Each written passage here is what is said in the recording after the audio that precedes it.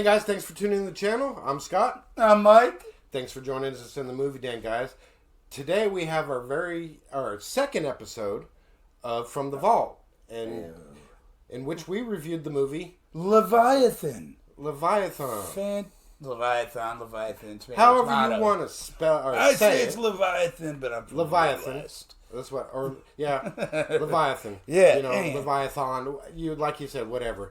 But anyways, it's one of the three of the underwater themed alien-ish movies. You had Leviathan. Oh, The Abyss. And Deep Star 6. Yeah. Well, Leviathan was directed by George P. Cosmotos. I think that's how you say his name. Yeah. Motos. Here we are. Cosmotos. Cosmotos.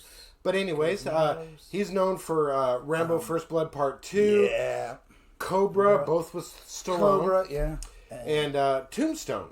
He directed Tombstone, that's right. Tombstone with Kurt Russell, which I don't know if you know. You guys might know. I've heard there's a rumor going around that Kurt Russell kind of took over directing duties from George somewhere in the middle of production, from behind the scenes. You know, he'd come to set with full shot list for the day. Hey, this is what we're going to shoot. So there's rumors going around that he kind of directed. Yeah, is it considered stepping on toes a bit? A little bit, but I'm sure Kurt Russell was producer on it. So, I'm sure he said, "I'm not going to replace you or whatever. I'm not going to put. You can keep your credit, but we got to keep moving forward." Yeah. But enough about Tombstone. Leviathan, like I said, was one of the three underwater alien adventures of the time. Made on a budget of $25 million. That's actually a lot of a lot of money in the 80s. 89 is when this one came out. 89. Yeah. And for back then, that was kind of a standard for those type of films. You know, of course, The Abyss got the bigger budget with James Cameron's name behind it. Yeah. Deep Star 6 got the got the low, but Deep Star 6 was budgeted at $8 million. So it made its money back. Leviathan didn't. It made $15 million, so it lost about $10 million. Yeah. Plus marketing. But let's talk about the film a little bit. All right. So, let's see. So here we got Leviathan about. Tell us a little bit about what Leviathan is about. When they're at the bottom of the Atlantic Ocean, mining for silver. And by a greedy corporation. All corporations are greedy. What was it? Transatlantic?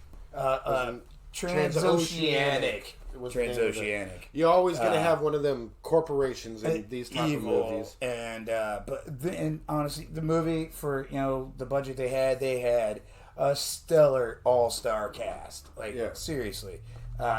Peter Weller, RoboCop himself.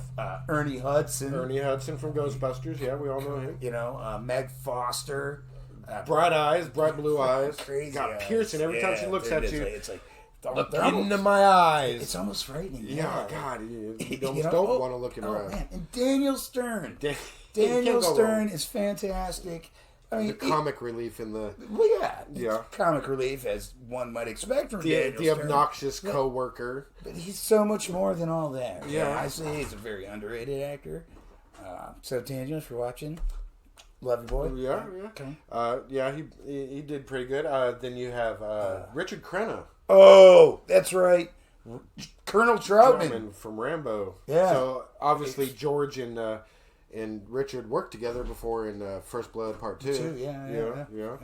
So he played the Doc. The Doc would really just don't go. He's got something hidden in his closet, and that he don't want nobody to know about. But he's just the doctor who just kind of don't care about the everyday function. He's just down there doing a job, and he really doesn't do it very good until at first, anyways. So tell us what happens. We're going to pick up.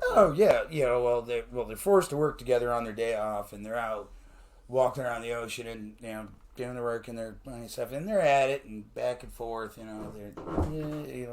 But things are set in motion, and he kind of falls down into a ravine, like a trench or something, if you will, at the bottom of the ocean, and goes missing. Yeah, and so they look for him and. They find a ship. Yeah. Which is called? What was it called? Leviathan. Oh yeah, a Russian ship that supposedly, went missing. Well, is missing, but it's on record as not missing, so there's a mystery surrounding that. Yeah, why is it at the bottom of the ocean? And of course, you know, investigate. And Stern's character finds a chest. Yeah. They bring it back. They bring it back to the mining rig and open it up. Not much in there, just some documents, a videotape. Stuff you'd think you'd find in a chest. Yeah, not there. No treasure like he wanted. No. I'm rich! No, buddy, you're not. All you find is some documents, some vodka, and a VHS tape. Yeah. You know, which we find out that, you know, it's all in Russian. We find out the doctor speaks Russian. He kind of translated and gives us some exposition, you know. But ultimately, stuff happens. They, they have a little fun with the vodka, and then stuff happens. Yeah, stuff happens when you play with vodka. Yeah. And it can't be an alien movie without a creature.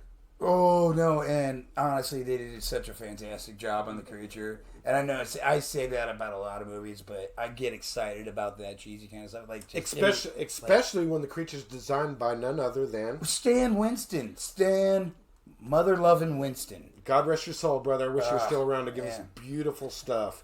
But another... it's another one, it's another one you could be proud of, but, it's not what he's known for. No. But it was a great effort by him, Oh, yeah. You got this, I won't give away what the creature is. It's different. You don't normally see it, but it's what you would expect in this type of... Yeah, in this setting. Yeah, in this. It's the kind of creature you would expect to pop up.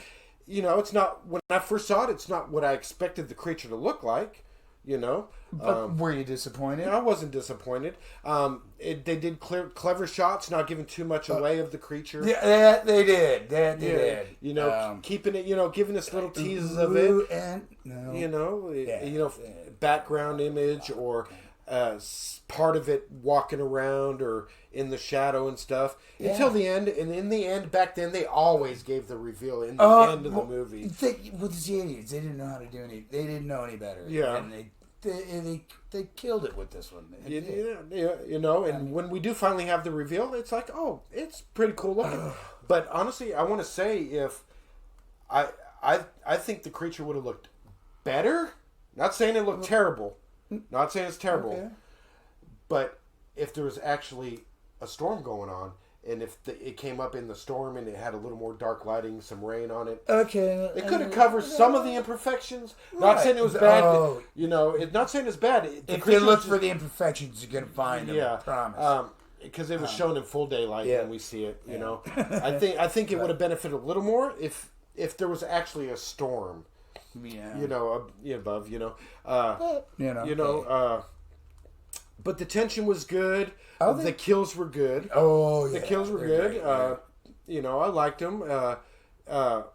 The acting was, The acting was pretty great. It was good. I mean, really, considering, honestly, they're borderline almost sort of kind of A-list people. Yeah, Peter Weller, he's been around forever. Oh, yeah. Ernie Hudson was a Ghostbuster. Oh, for sure. I mean... you got some top talent in this movie. Really. And I want to say this, though, and I was thinking about this earlier, is that if The Abyss had not come out, I think this film would have done way better. It probably would have made more money. I would agree with that absolutely 100%. Because, as James Cameron always does... dominated the box office. He steals the show every time. Especially in this film. James Cameron. And I think I told you earlier, not with the Leviathan, but with Sean S. Cunningham, who directed Deep Star 6. Oh, yeah. He kind of told Sean Cunningham, you should probably wait till after my movie's out. Well, we know what Cunningham is famous for. Friday the 13th. Exactly. So. We'll talk about Deep Star. We'll probably review Deep Star 6 on a future episode. I would really give our thoughts on that. And it wouldn't be fair if we didn't at least include that one. Offer it. But anyways, so George said no. He sold his the writers sold the script and said, we're just going to do it anyways. Yeah. So it got optioned. They made the movie before James Cameron's The Abyss, and The Abyss came out and just annihilated. Overshadowed. Yeah.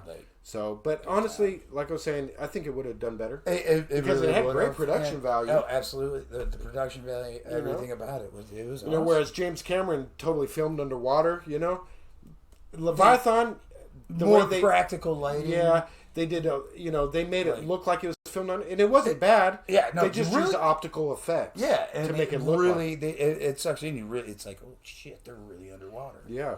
So, but except for the close-ups were filmed underwater, of course.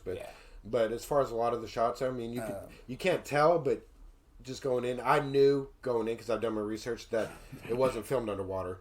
And they just used a lot of smoke effects and stuff in front of the camera. But anyways, it didn't take away. I mean, it was great looking film. You'd think you're underwater. The sets were designed great. They were. Yeah. They're fantastic. It felt like a real place. It was grungy. It's not all clean. It was dirty. Yeah. And, it looked like a real place you'd work. It did. If you're a roughneck under the sea. Yeah. And mining for silver. Yeah. Not roughnecks are oil, but a miner under the sea. Yeah. It felt like a mining operation. A roughneck in water. Yeah. But overall, really enjoyed Leviathan. I like it. I like it better than Deep Star 6, but obviously not as much as The Abyss. But I'm with you there again. Yeah. I agree. The Abyss was. But for 1989, a good sci-fi horror movie underwater. I give it a. It's worth a watch. It is absolutely definitely worth a watch. Check it out, guys. It's 90 minutes. You won't regret it's got a good pace. It moves so fast. It moves fast. Before you know it's over. It's a little over an hour and a half, but before you know it's ended. Not too much slowdown. Of course, you got to do exposition and stuff, but it never took me out of the film. Never. It brings you in, and you can't wait to see what happens to these characters. Yeah, the character development was pretty good. Yeah, I thought so.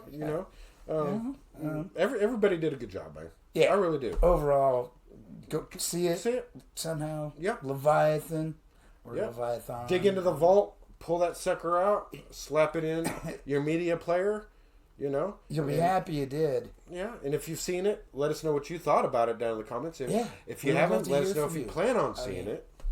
Please. And guys, thanks for tuning into this edition of From the Vault. We'll see you next time. What say you?